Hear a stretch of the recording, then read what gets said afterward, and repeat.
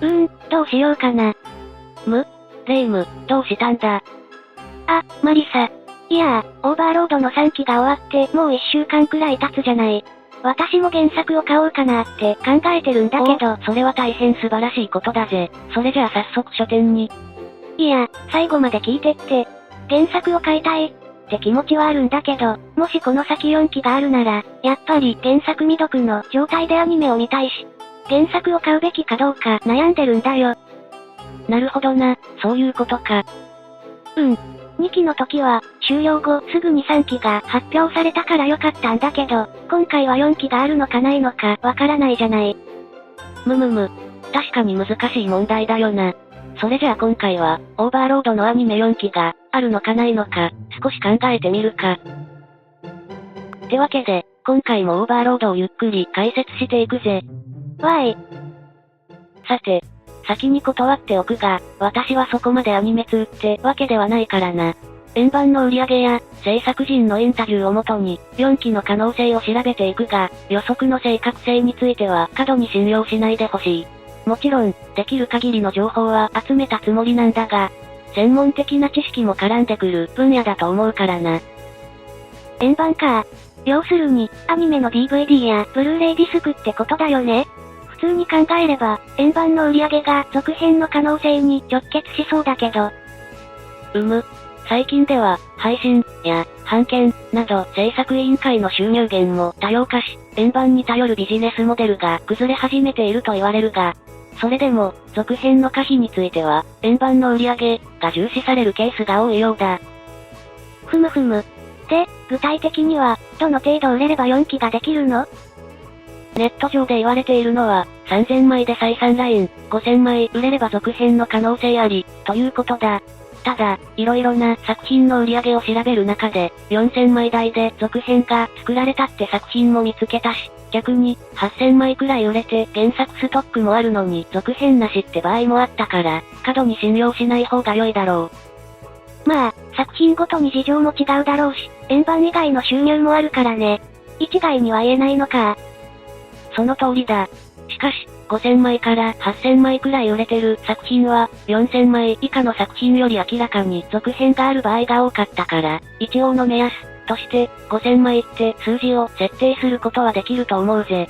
そこでオーバーロードの売り上げを見てみるが、調べたところこんな感じだった。1期が1万2000枚くらいで、2期が6000枚か。他のアニメと比べるとどのくらいなんだろ？そうだな、近い数字のアニメを挙げると、このスバの2期が1万枚、幼女戦記が7000枚、ポプテキピックが6000枚って感じだな。ほう。こうやってみると、2期はともかく、1期はかなりヒットしてたんだね。あの頃はまだ、オーバーロードの知名度が低く、読者も少なかったから、余計に、骸骨が主人公ってビジュアルが衝撃的だったのかもな。60万部しかなかった書籍版の売り上げが、アニメ放送直後、2ヶ月も経たないうちに、200万部に膨れ上がったってのは有名な話だ。でも、2期になって、半分近く売り上げが減っちゃってるよね。まあ、1期と同じ売り上げを維持するのは、難しいんだろうけど。いろいろ調べたが、2期の円盤売り上げが1期より落ちるってのは、どの作品にも当てはまるな。半減とまではいかなくても、3分の2とか、その程度のアニメが多かったぜ。で、4期制作の可能性は、3期の円盤売り上げに左右されるはずなんだが、肝心の3期の売り上げはまだ公表されていないんだ。何せ、放送が終了したのがつい先週だからな。まあ、そりゃそうだろうけどさ。それを言っちゃうと、何も考察できないじゃないのよ。いいや、全く予測ができないわけではないぜ。作品のクオリティや、円盤購入特典など、人気を予想できる要素は存在する。アニメのクオリティが高ければ、円盤の売り上げは増えるだろうし、特典目当てで買うってファンも多いからな。具体的に言うと？まず、作品のクオリティだが、正直言って、高いとは言えないだろう。アニメ3期の解説中は、楽しんで視聴している方を、傷つけてしまうかも、と思って口に出さなかったが、演出や作画、脚本や構成など、原作読者からすると、ってなる場面が多かったように思える。そうなの？私は結構楽しめたんだけどな。私は解説動画を作るため、各所の感想まとめサイトを巡回したり、海外のサイトを覗いたりもしてたんだが、やはり微妙な評価をしている方は多かった。もちろん、面白い、と感じる方を否定するつもりは全くないんだが、原作を読んでいると、どうしても、尺が足りない、とか、ここはもっとこうだったのに、って気持ちが出てきてしまうんだろう。ってことは、一期ほどの売り上げは、期待できないのかな。おそらくはな。だが、得点の方に目をやると、これは欲しがる人が多そう、と思える要素はあるのだぜ。と、おっしゃりますと？まず、3期の円盤は、1から5話、6から9話、10から13話、の3つに分割されているんだが、それぞれに、ボイスドラマ、サウンドトラック、設定資料集、が付属しているのだぜ。特に、設定資料集には原作絵師による美術資料や、原作者、アニメ制作人のインタビューなども載っている可能性があるから、個人的には、喉から手が出るほど欲しい代物だぜ。確かに欲しいかも。でも、他のアニメでもそれくらいは付属してそうじゃない？それがだな。円盤を3つすべて買うと、なんと、原作者、丸山久金先生著の、特典小説が手に入るのだぜ。しかも、その内容はイビル愛に関わるものらしい。なんだって？具体的な内容は不明だが、もしイビル愛の過去が描かれるなら、世界観の考察等を行う上で貴重な情報源になるだろう。300ページくらいの長編になるかも、と、久金先生も呟いていたから、さっきの設定資料集以上に欲しい代物だぜ。でも、どれか一つに付属ってのじゃなくて、3つ全部買わないと手に入らないんだね。ちょっとハードル高いかも。そう、そこなのだぜ。公式サイトによれば、円盤の価格はブルーレイ1万3000円、DVD で1万1000円となっているから、全巻揃えるには最低でも3万3000円かかる計算になる。しかし、何としても特典小説をゲットしたい、というファンも一定数存在するはずだ。そんな方々は、当然3つまとめて購入することになるから、そのあたりを考えると、円盤の売り上げが伸びる可能性もありそうだろ？特典小説目当てで買う人がいるかもってことね。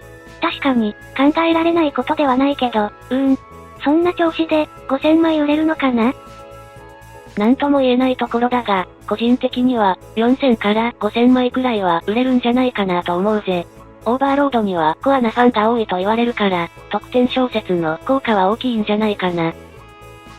さて、これまでの話をまとめるが、円盤の売り上げって観点から考えれば、4期の可能性は、あるかもしれない、って感じだ。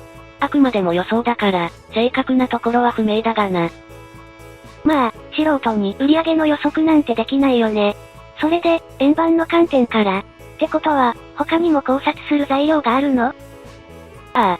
原作者の、久金先生、やアニメスタッフのインタビュー記事からも色々察することができるのだぜ。それらについては、また次回に話そうかな。やけに早いね。まだ、10分くらいしか経ってないんじゃない。インタビュー記事はインタビュー記事で話したいことがあるし、長くしすぎても良くないからな。動画を分割すると、編集の手間は増えるんだが、3期解説の頃とは違って、次の放送日までに投稿しなければ、って制限もないから、ゆったりやっていこうと思う。それと、最後に一つ連絡だ。視聴者の方々からいただいたリクエストの中で、1期の解説をお願いしたい、ってのが結構あったんだが、希望している方が多かったので、元のチャンネルの方で、1期の解説動画を投稿しようと思うぜ。本当に？ああ。ただ、1話ごとに解説していくと凄まじい手間だし、原作を紹介し尽くしてしまうのも良くないと思うから、重要な情報のみをピックアップして解説していく形になるかな。メイン、サブの二刀流が始まるってわけね。そんなに頻繁には投稿しないがな。あくまでも、より原作に興味を持ってもらえるように、ってスタンスでいくつもりだ。ってわけで、今回はここまでだ。ご視聴ありがとうございました。ご意見、ご感想、ご指摘等ございましたら、ぜひコメント欄の方にお願いしますだぜ。わかりやすい、ためになったという方がいらっしゃれば、チャンネル登録や高評価をしていただけると励みになります。